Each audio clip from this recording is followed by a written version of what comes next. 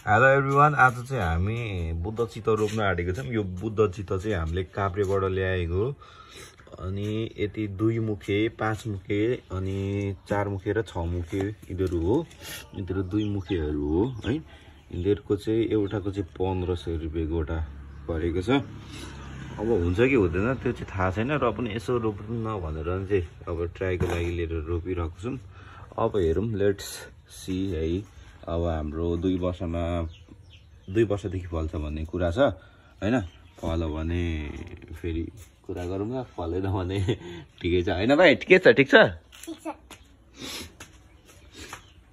हाम्रो यो दिव्यानको नाममा यो 5 मुखे हैन, यो सबैको फ्यामिलीको नाममा रोप्दिन आँटेको हैन। अनि एउटा ले नभएको पनि 1 करोड 1 करोड दियो भने पनि 1 2 3 4 5 6 7 8 9 करोड हुन्छ।